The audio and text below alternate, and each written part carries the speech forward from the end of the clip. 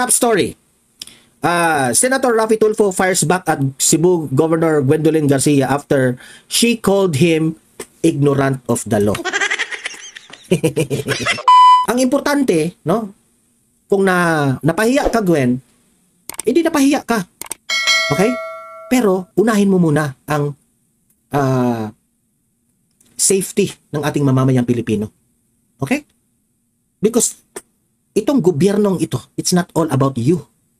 It's not all about Raffy Tulfo. It's not all about Gwen Garcia. It's not all about the Dutertes and the Marcoses and the President and the Vice President. This is not all about you guys, mga government officials. It's all about the mamamayang Pilipino na kami po ay nakatira sa isang bansa na safety, quality service ang gobyerno natin. Hindi po ito nakasalalay lang sa away politika. Kakampi kayo dito, hindi tayo kakampi, kalaban tayo dito. Wala kaming paki dyan. Ang paki po namin, no? Na tama ang serbisyo ng gobyernong ito. Narito ang Balitang Pinoy TV.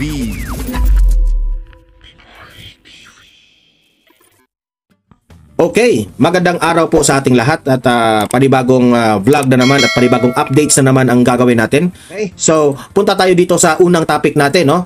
Ito yung una nating pag-uusapan. Ito, Vice President Inday Sara Duterte nag-react rin patungkol sa issue nitong si Pulong Paulo Duterte sa video na nagva-viral. Okay, nagre-react rin siya doon. Pag-usapan din natin yan. And heto, grabe itong last topic natin, si Senator Tulfo, tinawag na ignorant itong si Gwen Garcia. Bakit ignorante na si Gwen Garcia ngayon? Okay, yun ang mga pag-uusapan natin, pero bago ang lahat, bago natin ito pag-uusapan, help me po na i-like muna ha at i-share itong video na ito para guys kakalat ito sa taong bayan. Okay, sabay-sabay nating i-like muna at i-share itong video natin, Facebook at YouTube. 1, 2, 3, go! Okay, like and share para ha, maraming makalam. And also guys, paki-subscribe at paki-follow ito para lagi kayong updated sa mga balita na kagaya nito at ma-notify ang inyong mga cellphones kung meron tayong breaking news. Okay? So, kagaya nito, breaking news ito. So, sabay-sabay natin i-follow, i-subscribe, Facebook at YouTube. Ready? Follow, subscribe. 1, 2, 3, go! Ayan, thank you very much. Ito na nga, no? Sobrang trending itong balita. Tungkol nga dyan sa nagkampihan sila, di ba? Itong si Bongbong Marcos, kung kakampi ka niya, talagang ipaglaban ka, no? Kakampihan ka sa mga issues mo. Sino ang pinatutungkulan ko dito? Si Gwen Garcia. Nung panahon po na ginigipit itong si Vice President Inday Sara Duterte patungkol diyan sa confidential funds, no? Anong nangyari? Anong nangyari patungkol sa confidential funds? Ni isang move ni Bongbong Marcos, hindi niya tinulungan itong si VP Sara. Okay? Hindi mo makita ang isang gesture ni Bongbong Marcos na tumulong kay VP Sara. Pero itong si Gwen Garcia, na very obvious sa batas natin na lumabag si Gwen Garcia, no? Tinutulungan nila kaagad. Tinutulungan niya kaagad, di ba? O ngayon naman, itong si Gwen Garcia, na alam niya, this is my own opinion already, alam niya na nasa kanya ngayon ang presidente. Kinakampihan siya ng presidente, alam niya. Parang lumalaki ang ulo nitong si Gwen. Kasi, bakit ko ba nasabi na lumalaki ang kanyang ulo? Nung binisita po ni Senator Raffy Tulfo, yung anong tawag doon? Bus station ng Cebu. Marami pong kakulangan sa serbisyo ng government bus station. Okay? Matatawag ba natin government yan? Pero may may ambag kasi ang gobyerno patungkol dyan. Pwede kasi yung gobyerno, disiplinahin niya yung isang bus station, ma-private man yan o ma-public man yan, meron siyang tinatawag nating kakayanan para disiplinahin para sa mamamayang Pilipino. Like for example, yung airport natin, di ba? Ma-private man yan o ma-public man yan, dapat concern ang gobyerno sa kalagayan po ng mga pasahero. So ang ginawa ni Senator Raffy Tulfo, no? Chine-check niya yung mga hindi maganda na mga serbisyo. Natutuklasan ni Senator Raffy Tulfo yung mga gulong ng mga bus, hindi po nami-maintain, at delikado po ito dahil buhay po ang nakasalalay dito sa mga pasahero na ito. Okay? So, very strict po itong si Raffy Tulfo ng ganyan. Oh, ako, I don't like Raffy Tulfo ha. Pero doon sa ginawa ni Raffy Tulfo, ako sang-ayon ako kay Raffy Tulfo. Kasi buhay yun eh. Buhay ng pasahero ang pinag-uusapan natin dito. Buhay ng mamamayang Pilipino. Ay, ikaw, dahil wala kang pera, wala kang kotse, edi siyempre sasakay ka ng bus.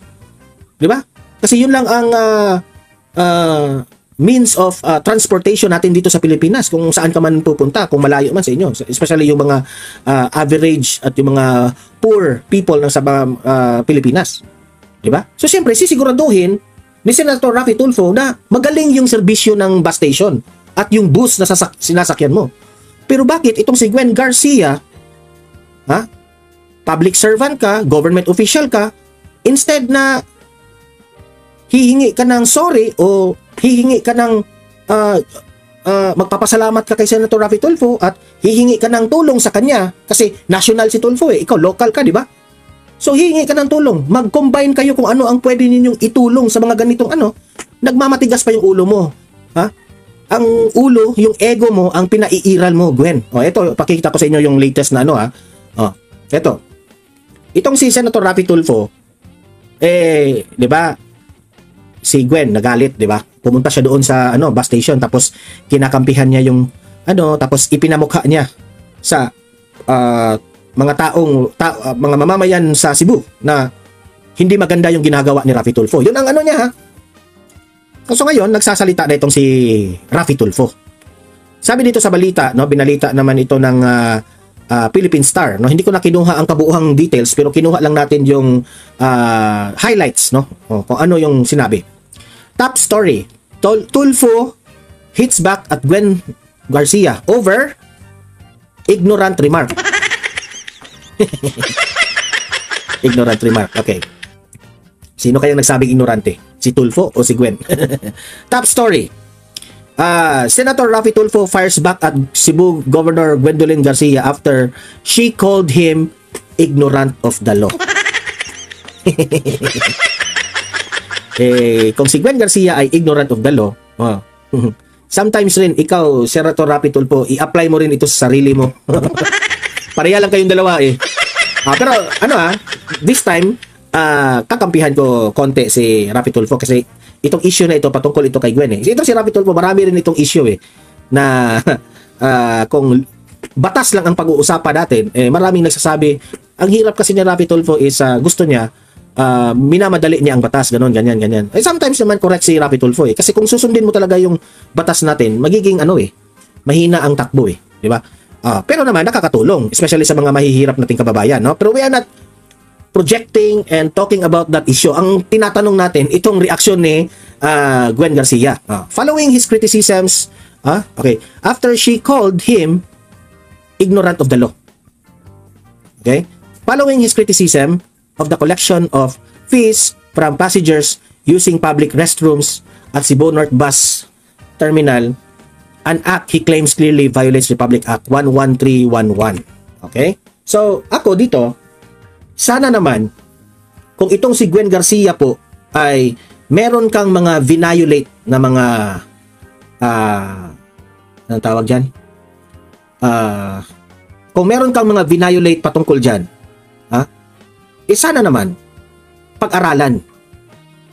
Okay? Kasi government official ka Kung this is not about you. Yun ang ibig kong sabihin na this is not about you. This is about the public.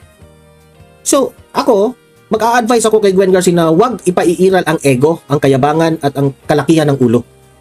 Tingnan ang the positive side sa ginawa ni Raffy Tulfo. Yun lang ang sa akin. Diba? Kasi, kung meron pong mga mangyayari na hindi natin gusto patungkol dyan, hindi naman ikaw ang unang maaapektuhan dito, Gwen Garcia. You have your cars, meron ka mga sasakyan, mayaman ka, hindi ka naman sumasakay ng bus, hindi mo ramdam. Pero itong mga kababayan natin na ako nga sumasakay ako ng bus. Ramdam namin na gusto namin ng quality of service. We deserve to have a quality service. Yan ang point ni Senator Raffy Tulfo na hindi nyo maiintindihan. Mas inuuna kasi ninyo yung pride ninyo at ego ninyo Alam ko na si Senator Raffy Tulfo napahiya kayo doon sa pagpunta kay Rafi Tulfo. Huwag na ninyong isipin yun. Ang isipin nyo, ang safety ng ating mamamayang Pilipino. Yun lang po ang aking point dyan. Okay? Kung sino man ang nagsabi na si Rafi Tulfo ba ang nagsabing ignorante, itong si Gwen, o si Gwen ba ang nagsabi na ignorante si Rafi Tulfo, well, kayong dalawa ay government official. Walang ignorante sa inyo, kung sino man. Okay? Kung the way we understand, ikaw bang nagsabi, sino nagsabi, wala pong ignorante sa batas, kayong dalawa. Wala pong ignorante. Mga government officials, hindi po kayo ignorante sa batas. It's only that, yung pride at ego lang ninyo ang pinaiiral ninyo. Yun lang. Okay? Huwag na kayong mag-remarks na ignorante. Wala. Hindi yan nakakatulong sa bansa natin. Ang ipaiiral nyo, may it be masiraan ka, o it will do a good remark on yourself. Ang importante, no? Kung napahiya ka, Gwen, hindi napahiya ka. Okay? Pero, unahin mo muna ang safety ng ating mamamayang Pilipino. Okay? Because, itong gobyernong ito, it's not all about you. It's not all about Rafi Tulfo. It's not all about Gwen Garcia. It's not all about the Dutertes and the Marcoses and the President and the Vice President. This is not all about you guys, mga government officials. It's all about the mamamayang Pilipino. Na kami po ay nakatira sa isang bansa na safety, quality service ang gobyerno natin. Hindi po ito nakasalalay lang sa away politika. Kakampi kayo dito, hindi tayo kakampi, kalaban tayo dito. Wala kaming paki dyan. Ang paki po namin, no? Na tama ang serbisyo ng gobyernong ito. Ito na nga mga kabalita. Ano na ang masasabi nyo patungkol sa balitang ito? Please comment down below mga kabalita. Pag-usapan natin yan sa comment section. At kung di ka pa nakasubscribe sa ating channel, baka naman